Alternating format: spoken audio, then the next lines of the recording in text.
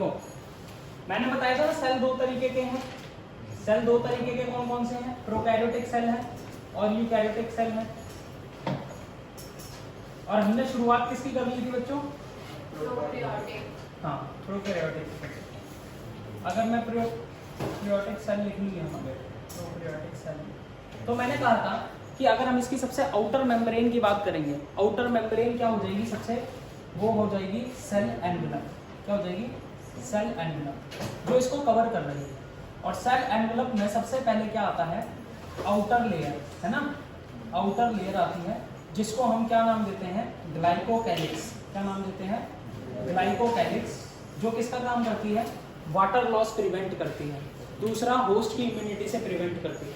ठीक है, ये बनी होती है शुगर्स की और पॉलीपेप्टाइड्स की। ठीक है, पॉलीपेप्टाइड्स बोल दूं चाहे पॉलीसैकेराइड्स बोल दूं, इनसे बनी हुई होती है। ठीक है, ये स्मूथ भी हो सकती है और ये हार्ड भी हो सकती है, जिसका नाम कैप्सूल होती है। ठीक है, स्लाइम एंड कैप्सूल, ये चीज पढ़ाई थी लास्ट क्लास में। फिर मैंने कहा था कि सेल एनवेलप में क्या होगा बच्चों? सेल वॉल होगी, उसके बाद क्या होगी? Cell wall. आउटर लेयर के जस्ट अंदर आओगे तो सेल वॉल मिलेगी, और सेल वॉल किसकी बनी होगी? शुगर की बनी होगी। और किसकी बनी होगी? अमीनो एसिड्स की बनी होगी।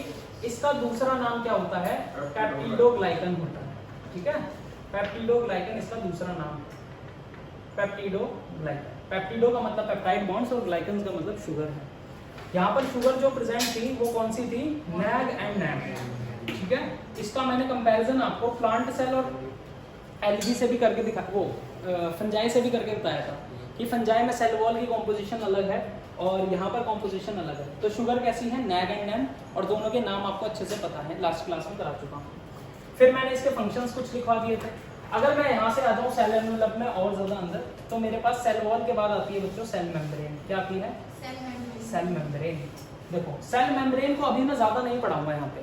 सेल मेम्ब्रेन को इसलिए ज़्यादा नहीं पढ़ाऊंगा, जब मैं यूकैरियोटिक सेल आपको पढ़ाऊंगा ना, तो वहां मैं प्लाज्मा मेम्ब्रेन को अच्छे से स्ट्रक्चर वाइज समझाऊंगा कि उसमें कैसे होता है भाई। उसमें देखोगे तो फॉस्फोलिपिड बाइलेयर होती है। फॉस्फोलिपिड बाइलेयर का मतलब होता है, देखो मैं लिख देता हूँ, फॉस्फोलिपिड बाइलेयर। फॉस्फोलिपिड बाइलेयर का मतलब होता है कि उसमें फॉस्फेट ग्रुप है और लिपिड की क्या है? लेयर्स है। तो वो जो है वो कुछ इस तरीके से दिखता है मेरे को। ठीक है, ये है एक फॉस्फोलिपिड मॉलिक्यूल। ठीक है, और बाइलेयर का मतलब होता है बच्चों दो लेयर है। ये देखो दो लेयर हो गई फॉस्फोलिपिड की, ये एक लेयर है, ये दूसरी लेयर है। तो ये फॉस्फोलिपिड की बाइलेयर हो गई। फॉस्फोलिपिड एक मॉलिक्यूल ये रहा और उसकी बाइलेयर हो गई, जिसमें ये वाला हिस्सा क्या होता है? हाइड्रोफिलिक होता है। हाइड्रोफिलिक का मतलब क्या हुआ? वाटर को अट्रैक्ट करने वाला। और हाइड्रोफोबिक का क्या मतलब हुआ? वाटर को रिपेल करने वाला। ठीक है, हाइड्रोफोबिक। और इसको हम कहते हैं कि जिसमें हाइड्रोफिलिक और हाइड्रोफोबिक कैरेक्टर दोनों हो, उसको हम क्या बोलते हैं? जिसमें बोथ कैरेक्टर्स हो, both hydrophilic and phobic plus hydrophobic, तो उसको हम क्या बोल देते हैं? नहीं बच्चे, एम्फीफिलिक।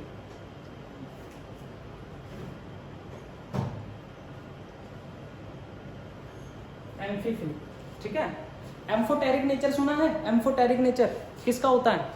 वाटर का नेचर होता है, जब वो बेस की तरह भी एक्ट कर सकता है और एसिड की तरह भी एक्ट कर सकता है। एसिड और बेस दोनों की तरह एक्ट करता है, तो वो वाटर कैसा है? एम्फोटेरिक इन नेचर है। ऐसे ही मैं कहता हूँ कि ये क्या है भाई? हाइड्रोफिलिक भी है, हाइड्रोफोबिक भी है, तो ये एम्फीफिलिक है। क्लियर है? चलो, अब मैंने कहा कि इसकी जो सेल मेम्ब्रेन है ये सिमिलर टू क्या है? लगभग थोड़ी सी यूकैरियोटिक जैसी ही है। यूकैरियोटिक सेल की जैसे है वैसे ही सेल मेम्ब्रेन किसकी है बच्चों? लगभग इसकी है। अभी मैं डिटेल में सेल मेम्ब्रेन पढ़ाऊंगा किसकी भाई? यूकैरियोटिक सेल की, तो वहां कवर हो जाएगा ये हिस्सा। फिर दूसरी चीज मैं कहता हूँ, ये जो सेल मेम्ब्रेन है ये किसका काम कर रही है भाई? एंट्री और एग्जिट का। एंट्री एंड एग्जिट का। किसकी एंट्री और एग्जिट? वेस्ट की, फूड की, है ना, मिनरल्स की, सॉल्ट की और वाटर की। ठीक है, इन सब की एंट्री एग्जिट क्या कर रही है? मेंटेन कर रही है। दूसरी चीज अगर मैं कहता हूं कि सेल मेम्ब्रेन में अगर मैं बात करूं तो यहाँ पर आपको क्या दिख जाती हैं? इन्वेजिनेशंस दिख जाती हैं। क्या मिलती हैं? इन्वेजिनेशंस। इन्वेजिनेशंस का मतलब होता है कि अगर कोई सरफेस है, ये कोई सरफेस है, ये रहा सरफेस सीधा, वो ऊपर की तरफ उठ जाए तो वो भी इन्वेजिनेशन है, वो नीचे की तरफ चला जाए तो वो भी इन्वेजिनेशन है। इसका मतलब ऐसे कोई सरफेस था, वो ऐसे चला गया, इन्वेजिनेशन है, ऐसे चला गया, वो भी इन्वेजिनेशन है। ये बात समझ में आई? अगर मैं कहता हूँ इन्वेजिनेशन कैसी कैसी हो सकती है, आउटर इन्वेजिनेशन हो सकती है और इनर इन्वेजिनेशन हो सकती है, ठीक है। इन्वेजिनेशन कैसी हो सकती है बच्चों? आउटर हो सकती है या फिर इनर हो सकती है, ठीक है। अगर आउटर है तो आउटर इन्वेजिनेशन प्लाज्मा मेम्ब्रेन की बच्चों कैसे होगी? कैसे होगी? देखो, अगर मैं आउटर दिखाऊं तो ऐसे होगी कि मान लो ये सेल के अंदर का हिस्सा साइटोप्लाज्म है और ये बाहर का हिस्सा सराउंडिंग है, तो आउटर का मतलब क्या हुआ? कुछ इस तरीके से होगा, ठीक है। तो यहां पर वो क्या फॉर्म करती है? Pilus and fimbriae. Pilus and fimbriae आपको हेयर लाइक प्रोजेक्शंस मिलेंगे, जिसमें जो पाइलस होता है वो थोड़ा सा लंबा होता है और फिम्ब्रे थोड़ा साइज में छोटे होते हैं। तो अगर मैं सेल सरफेस की बात करूं तो ये मान लो एक सेल सरफेस है, उसकी प्लाज्मा मेम्ब्रेन है और उस पर ऐसे छोटे छोटे छोटे छोटे स्ट्रक्चर्स मिलेंगे, ठीक है। और ये स्ट्रक्चर्स मान लो मैंने कहा फिम्ब्रे हैं, और लॉन्ग स्ट्रक्चर्स आपको अगर मिलेंगे तो ये लॉन्ग स्ट्रक्चर्स क्या कहलाएंगे? ये लॉन्ग स्ट्रक्चर थोड़े से क्या कहलाएंगे? ये पाइलस कहलाएंगे। इसकी प्लूरल फॉर्म को हम पिलाई बोलते हैं, ठीक है, और इसकी सिंगुलर फॉर्म को हम फिम्ब्रस बोलते हैं, और ये फिम्ब्रे हो गया, ये फिम्ब्रे प्लूरल। क्लियर? ये आउटर इन्वेजिनेशंस है। अब देखो सबसे बड़ी बात ये है कि आप कहोगे सर हेयर लाइक प्रोजेक्शंस तो सीलिया भी होते हैं, सीलिया भी पड़े हुए हैं, लेकिन सीलिया में और इसमें क्या फर्क है? देखो पाइलस और फिम्ब्रे की अगर हम बात करें तो ये सीधा सीधा काम ये करते हैं कि सेल को सिर्फ चिपकाने का, एडहेयर करने का काम करेंगे, एडहेशन का काम करेंगे। ये एक सबस्ट्रेटम है, यहाँ पर कोई बैक्टीरिया चिपकना चाह रहा है और यहाँ पर उसके पाइलस और कौन काम कर रहे हैं? फिम्ब्रे काम कर रहे हैं। लेकिन मान लो एक फ्लूइड मीडियम है और इसमें बैक्टीरिया तैरना चाह रहा है, मूव करना चाह रहा है, तो उसमें सीलिया काम करते हैं। तो cilia are different from pilus and fimbriae because pilus and fimbriae just to adhere the bacterial cell to the substratum, ठीक है। और अगर मैं बात करूं वहीं पर किसकी भाई, उसकी सीलिया और फ्लैजेला की, तो वो किस लिए काम करते हैं? मूवमेंट के लिए काम करते हैं। तो ये डिफरेंट है, वो मूवमेंट के लिए काम करते हैं, एडहेशन के लिए काम करते हैं। तो मैं यहाँ लिख देता हूँ they help in adhesion, they help in adhesion. Adhesion का मतलब क्या होता है? किसी सरफेस पर चिपक कर रहने की जो उसकी पॉसिबिलिटी है। आउटर इन्वेजिनेशन को हम क्या बोलते हैं? मीजोजोम बोलते हैं। क्या बोलते हैं? इनर वाली को हम मीजोजोम बोलते हैं। इनर का मतलब ये हुआ, मान लो इधर साइटोप्लाज्म था और इधर सराउंडिंग थी, तो उसने कहां पर इन्वेजिनेशन कर ली बच्चों? अंदर की तरफ ऐसे कर ली। कैसे कर ली? अंदर की तरफ। अभी फिलहाल इतना लिखो, फिर मीजोजोम के बारे में लिखवाता हूं जल्दी से।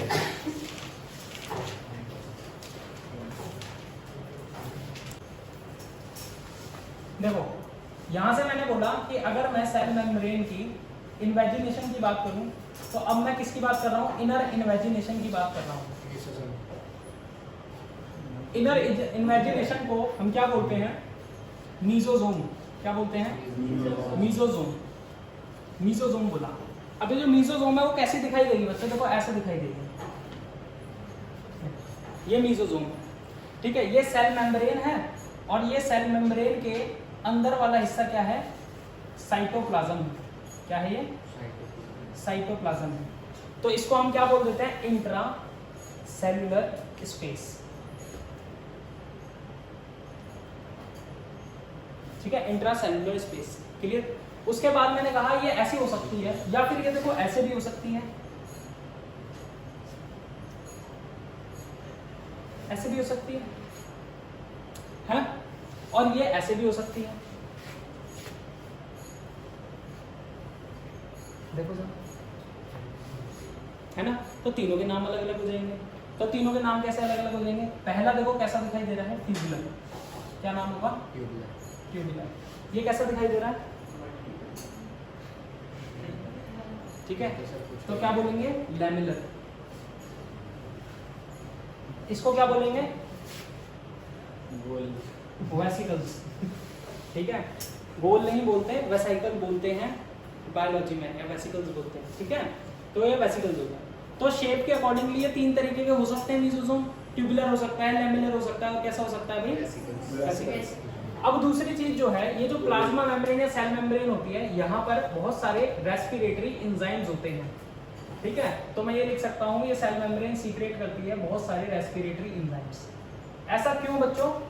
ऐसा इसलिए क्योंकि आपको पता है कि प्रोकैरियोटिक सेल में माइटोकॉन्ड्रिया तो नहीं होता, माइटोकॉन्ड्रिया नहीं होता तो एनर्जी तो माइटोकॉन्ड्रिया ही बनाता है, power house of the cell. तो फिर प्रोकैरियोटिक एनर्जी कहाँ से लेता है? एनर्जी कहाँ से लेता है? गड़बड़ घोटाला, रेस्पिरेटरी एंजाइम से एनर्जी ले लेता है। रेस्पिरेटरी एंजाइम तो रेस्पिरेशन प्रोसेस कराने के लिए हेल्पफुल है, लेकिन करता कौन है? करता है ये मीजोसोम।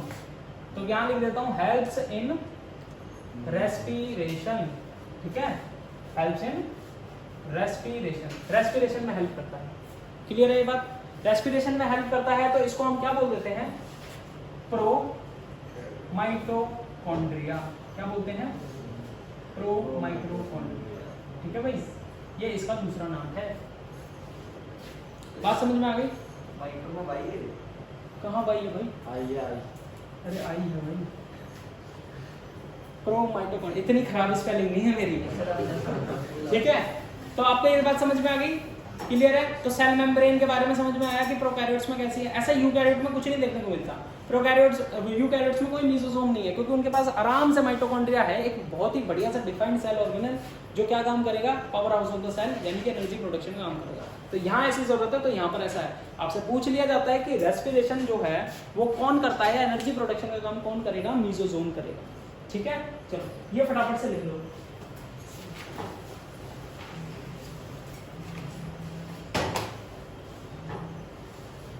ठीक है, आगे और लिख लो इसमें, अगर एक आधे फंक्शन लिखने हैं तो हेल्प्स इन रिप्रोडक्शन,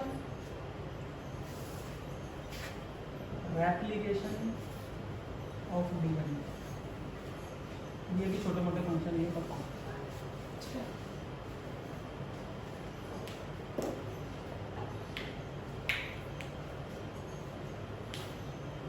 देखो, अगर मैं इसके साइटोप्लाज्म की बात करूं बच्चों, तो साइटोप्लाज्म जो होता है वो हमारे पास मेन एरिया है, main area of cellular activity. सारी की सारी एक्टिविटी किसके अंदर होगी? सेल्यूलर एक्टिविटी सारी की सारी साइटोप्लाज्म के अंदर होगी। सेल मेम्ब्रेन के अंदर जितना हिस्सा होता है वो साइटोप्लाज्म होता है, ठीक है। इसमें हमें कोई न्यूक्लियस देखने को नहीं मिलेगा, no nucleus can be see, है ना, कोई न्यूक्लियस नहीं मिलेगा। न्यूक्लियस नहीं है तो डीएनए, जिसको हम जेनेटिक मटेरियल कह रहे हैं, genetic material is scattered in cytoplasm, cytoplasm में फैला हुआ है। और ये कैसा है? डबल स्ट्रैंडेड है। डबल स्ट्रैंडेड का मतलब बच्चों दो क्या है इसके? स्ट्रैंड्स हैं। डीएनए में दो स्ट्रैंड्स होते हैं ना, ऐसे दो स्ट्रैंड्स होते हैं डीएनए में, तो डबल स्ट्रैंडेड है। और कैसा है बच्चों? सर्कुलर है। देखो थोड़ा सर्कुलर दिखाई दे रहा है, सर्कुलर है। फिर उसके साथ मैंने कहा कि इसको हम क्या बोलते हैं? इसको हम साथ के साथ बोल देते हैं इंसेपिएंट न्यूक्लियस। क्या बोलते हैं? इंसेपिएंट न्यूक्लियस, ठीक है। इसको हम क्या बोल देते हैं? न्यूक्लियोइड। याद करो, पढ़ाया हुआ है ना, ये भी बोल देते हैं। फिर उसके बाद मैं कहता हूँ कि न्यूक्लियस अगर नहीं मिलता है तो जेनेटिक मटेरियल ऐसे ही मिलता है। फिर उसके बाद मैंने बोला था प्लाज्मिड भी आपको देखने को मिल जाएगा, ठीक है। प्लाज्मिड क्या करता है? एंटीबायोटिक रेजिस्टेंस देता है, एंटीबायोटिक रेजिस्टेंस देता है। प्लाज्मिड भी क्या होता है? एक एक्स्ट्रा क्रोमोसोमल डीएनए होता है। क्रोमोसोम से अलग एक डीएनए प्रेजेंट होता है किसके अंदर भाई? प्रोकैरियोटिक सेल के अंदर। ये रहा प्रोकैरियोटिक सेल, उसमें ये क्या है भाई? प्लाज्मिड है, ठीक है। ये एक्स्ट्रा क्रोमोसोमल है, मतलब क्रोमोसोम्स से जो बना है डीएनए, वो तो ये रहा जेनेटिक मटेरियल। बट जो क्रोमोसोम जैसा नहीं है, यानी सर्कुलर डीएनए है, उसको हमने क्या बोला? एक प्लाज्मिड डीएनए, अलग से बोला। ये आपको देखो मीजोसोम दिख रही है ना, मीजोसोम है। ये क्या है? फिम्ब्रे है। ये आपको फ्लैजेला दिख रहा है। फ्लैजेला किस लिए होता है बच्चों? थ्रेड लाइक स्ट्रक्चर है, मूव कराने के लिए है, ठीक है, मूवमेंट के लिए हेल्प करेगा। फ्लैजेला की एक कंडीशन होती है, मूवमेंट के लिए उसे लिक्विड मीडियम चाहिए। सीलिया की भी यही कंडीशन है। ये हमारे पास जेनेटिक मटेरियल डीएनए है, जेनेटिक मटेरियल डीएनए है। फिर उसके बाद आपको ये जो दिख रही है सेल, आउटर मेम्ब्रेन है, ग्लाइकोगैलिक्स, ठीक है। फिर आपको जो दिख रही है ये सेल वॉल है, फिर आपको जो दिख रही है ये प्लाज्मा मेम्ब्रेन है, ठीक है, ये प्लाज्मा मेम्ब्रेन है। फिर उसके बाद देखो ये जो आपको दिख रहे हैं ये क्या है, ये पॉलीजोम्स हैं। क्या है? पॉलीराइबोसोम। पॉलीराइबोसोम का मतलब होता है बच्चों, यहाँ पर आपको राइबोसोम जो मिलेंगे, यहाँ पर देखिएगा राइबोसोम जो मिलेंगे वो आपको मिलेंगे 70S। क्या मिलेंगे? 70S। 70S का मतलब होता है वो 50S और 30S सब यूनिट से मिलके बनते हैं। देखो अब ये मैं बात समझा देता हूँ आज आपको कि राइबोसोम जो होता है वो 2 सब यूनिट से मिलके बनता है। 2 सब यूनिट ऐसी होती है, मान लो एक सब यूनिट बड़ी है, एक सब यूनिट छोटी है, ठीक है। दिस इज अ लार्जर सब यूनिट, दिस इज स्मॉलर सब यूनिट, ठीक है, दिस इज स्मॉलर सब यूनिट। तब मैंने कहा कि अगर मान लो मैं एक राइबोसोम उठाता हूँ, प्रोकैरियोटिक का राइबोसोम लिया और उस पूरे साइटोप्लाज्म के हिस्से को या पूरे राइबोसोम का जितना भी हमने हिस्सा लिया था उसको मैंने सेंट्रीफ्यूगेट कर दिया। सेंट्रीफ्यूगेट करते हैं तो डेंसिटी की बेसिस पर सेंट्रीफ्यूगेशन होती है, हम बहुत तेज उसे घुमाते हैं, ठीक है, बहुत तेज जब उसे घुमाते हैं टेस्ट ट्यूब में, उसके बाद जब हम देखते हैं कि धीरे धीरे डेंसिटी के अकॉर्डिंगली या वेट के अकॉर्डिंगली भारी चीज़ें नीचे बैठती हैं, हल्की चीज़ें ऊपर आती हैं। तो उस चीज़ के लिए उन्होंने क्या करा, डेंसिटी ग्रेडियंट के अकॉर्डिंगली जब देखा तो इसकी लार्जर और स्मॉलर सब यूनिट अलग अलग हो गई, और लार्जर सब यूनिट और स्मॉलर सब यूनिट जब अलग अलग हो गई तो उन्होंने डेंसिटी ग्रेडियंट के बेसिस पर देखा, यहाँ मार्किंग है, मान लो यहाँ मार्किंग ऐसे 100, 90, 80, 70 करके 0 तक है ना, और ये है S S S S S, ये एक यूनिट है। यूनिट कौन सी है? सिडवर्ग कांस्टेंट। ये कौन सी यूनिट है? सिडवर्ग कांस्टेंट, ठीक है। इसको हम बोलते हैं sedimentation coefficient. Sedimentation coefficient, coefficient का मतलब क्या है, एक यूनिट बना दी कि अगर मान लो ये यहाँ आकर रुका, लार्जर सब यूनिट देखी हमने, वो कहाँ आकर रुकी भाई, यहाँ आकर रुकी तो 70S बोल दिया, और हमने स्मॉलर सब यूनिट देखी तो वो कहाँ आकर रुकी भाई, 30 पे आकर रुकी, यानी हल्की थी, तो हमने कहा अगर 50S सब यूनिट और 30S सब यूनिट से मिलकर बना है तो वो 70S राइबोसोम है। 70S का मतलब ये हुआ कि ऐसे नहीं जोड़ना कि 50 + 30 क्या हो गया 80, तो ऐसे नहीं जोड़ना, इसलिए नहीं जोड़ना क्योंकि बच्चों अगर मैं देखो अगर मैं बोलता हूँ ये राइबोसोम है, ये राइबोसोम है ना, इस राइबोसोम में ये ऊपर का ढक्कन जो है स्मॉलर सब यूनिट है, नीचे का ढक्कन लार्जर सब यूनिट है, ठीक है। तो मैंने बोला ये स्मॉलर है, ये लार्जर है। जब मैं इनको अलग अलग डेंसिटी के बेसिस पर क्या करूंगा, डिफरेंशिएट करूंगा, तो ये एक 70S पे आके रुकता है, एक 30S पे आके रुकता है, क्लियर है। तो मैंने बोला कि ये 50S सब यूनिट और 30S सब यूनिट से मिलकर बना है, लेकिन ये राइबोसोम जो है वो कैसा है, 70S राइबोसोम है। लेकिन अगर मैं अदर सेल ऑर्गेनेल्स के साथ साथ इसे सेंट्रीफ्यूगेट करूं तो मैं देखता हूँ ये पूरा का पूरा राइबोसोम कहाँ के रुक रहा है, 70S पे आके रुक रहा है। मतलब ये पूरा का पूरा राइबोसोम कैसा है, 70S है। लेकिन इसकी अगर छोटी यूनिट देखूं तो 30S है और बड़ी यूनिट देखूं तो 50S है। तो इसीलिए हम इसको प्लस नहीं कर रहे हैं क्योंकि यूनिट्स जुड़ी हुई हैं, उनके कोफिशिएंट थोड़ी प्लस होके बने हुए हैं। इसलिए आप 50-30 को 80 नहीं बोल सकते, आप 50-30 यूनिट्स के सिडवर्ग कांस्टेंट की बात कर रहे हो, आप किसकी बात कर रहे हो, सेडिमेंटेशन कोफिशिएंट की बात कर रहे हो। बात समझ में आ गई, ठीक है। तो ये 50S से बना है, 30S से बना है, तो ये 70S राइबोसोम। अगर ये राइबोसोम आरएनए की सीक्वेंस के साथ मैच हो, ऐसे देखो ये आरएनए की सीक्वेंस है और साथ साथ ये क्या है, राइबोसोम से अटैच है, तो इस केस में हम इसको क्या बोलते हैं, पॉलीराइबोसोम। ये बात समझ में आ गई। Sequence of ribosomes attach with the RNA molecule is known as polyribosome, वही मैंने दिखाया पॉलीराइबोसोम। इसके बाद ये क्या है भाई, फूड स्टोरेज है, ठीक है, ये फूड स्टोर हो रहा है, छोटे छोटे ग्रैन्यूल्स हैं, ठीक है, प्रोटीन ग्रैन्यूल्स बोल सकते हो आप इनको, प्रोटीन ग्रैन्यूल्स, ठीक है। ये इस तरीके का इसका साइटोप्लाज्म है। बाकी माइटोकॉन्ड्रिया एब्सेंट है, क्लोरोप्लास्ट एब्सेंट है, ठीक है, एंडोमेम्ब्रेन सिस्टम यानी एंडोप्लाज्मिक रेटिकुलम सिस्टम जो है वो एब्सेंट है, ठीक है, गोल्गी अपरेटस एब्सेंट है। तो यही चीजें बचती हैं जो मैंने आपको लिखवा दी। बात समझ में आ गई भाई, सिंपल है, तो लिख लो फटाफट से। आरएनए क्या होता है, मैंने फ्लैजेला नहीं समझाया, फ्लैजेला रह गया है। फ्लैजेला क्या होता है, thread like structure, thread like structure जो हेल्प किस में करता है, help in locomotion, help in locomotion, locomotion में हेल्प करता है, ठीक है। अब कैसे हेल्प करता है, beating of the flagella, beating of the flagella is this, है ना, बीटिंग ऑफ द फ्लैजेला। अब बीटिंग ऑफ फ्लैजेला अलग अलग तरीके से हो सकती है, वो ऐसे ऐसे मूव कर सकता है सराउंडिंग में, चाहे वो ऐसे ऐसे मूव कर सकता है, ठीक है, चाहे वो ऐसे ऐसे मूव कर सकता है गोल गोल, ठीक है। तो वो बीटिंग ऑफ फ्लैजेला अलग अलग तरीके से हो सकती है, लेकिन ये बीटिंग ऑफ फ्लैजेला क्या नीड होती है, इसको नीड एनर्जी, ठीक है। फ्लैजेला को मूव कराने के लिए क्या चाहिए होती है, एनर्जी। अब यहां पर जो फ्लैजेला होता है, flagella in prokaryotic cell, flagella in prokaryotic cell is made by 4 different kind of proteins। वो प्रोटीन्स कौन कौन से होते हैं बच्चों, वो प्रोटीन्स होते हैं LPSM। क्या होते हैं, LPSM प्रोटीन। LPSM प्रोटीन कैसे हैं, देखो ये सबसे बाहर दिख रहा है एक प्रोटीन, मैंने देखो प्रोटीन बनाया है, ये L प्रोटीन है, ठीक है। ये जो बनाया है ये P प्रोटीन है, ये S प्रोटीन है, और ये कैसा है, M प्रोटीन, ठीक है। अब देखो ये याद करना बहुत आसान है, ये याद करना इसलिए आसान है, देखो L है तो ये लाइकोप्रोटीन बोल देते हैं हम, ठीक है। लाइकोप्रोटीन सबसे ऊपर बनाया तो सबसे बाहर वाली लेयर पे प्रेजेंट है, देखो आउटर लेयर पे प्रेजेंट है ना। फिर उसके बाद सेल वॉल आती है, तो सेल वॉल को क्या कहते हो, पेप्टिडोग्लाइकन।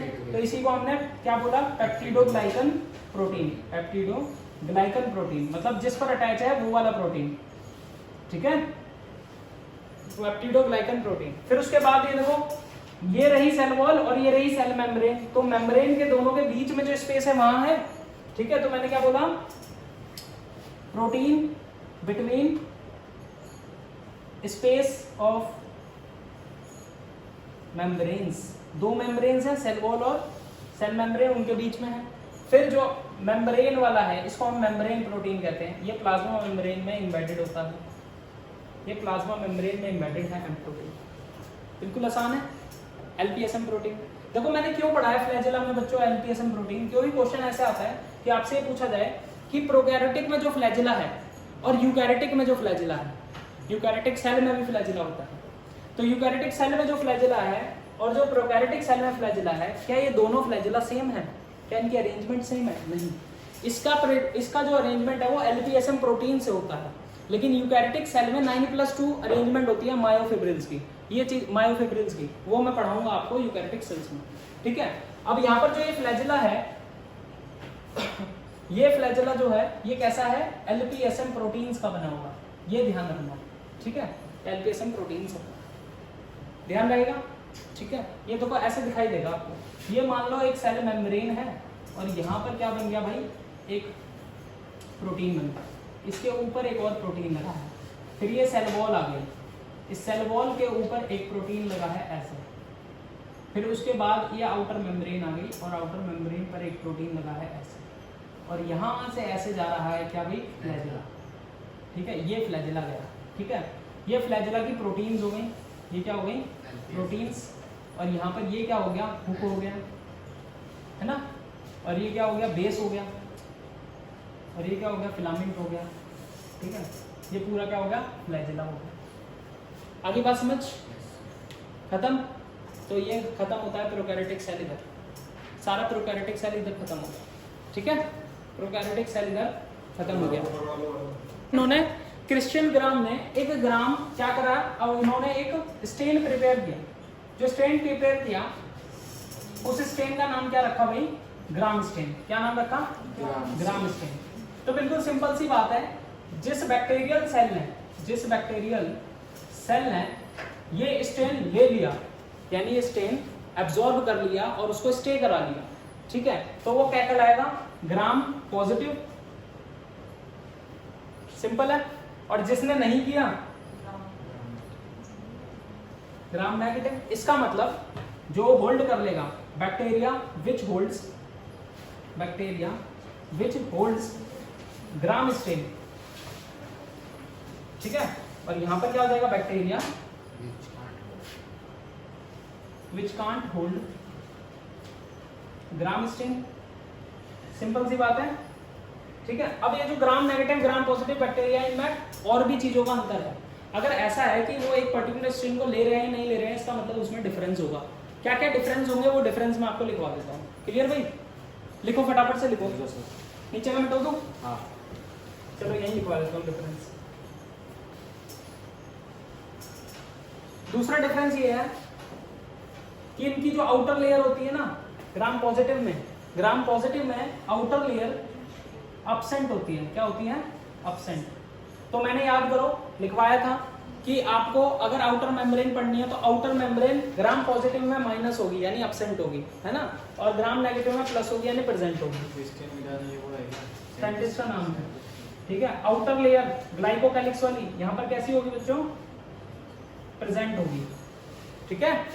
और यहाँ पर जो सेल वॉल होती है, cell wall contain teichoic acid. Cell wall में क्या होता है बच्चों? टिकोइक एसिड होता है जो क्या करता है? Which holds gram stain. यही ग्राम स्टेन को होल्ड करने के लिए रिस्पॉन्सिबल है, यही ग्राम स्टेन को होल्ड करने के लिए रिस्पॉन्सिबल है। इसी की वजह से क्या होता है? वो ग्राम पॉजिटिव बनते हैं। अगर मैं यहाँ पर बोलूँ टिकोइक एसिड क्या होता है? अब्सेंट होता है। Teichoic acid absent. चौथी चीज यहाँ पर क्या है कि ये जो होते हैं लेस पैथोजेनिक होते हैं।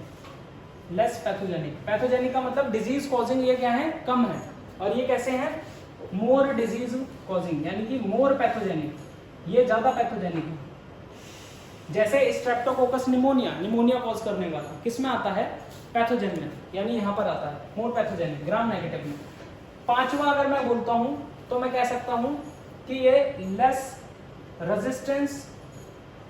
Resistant to antibiotic.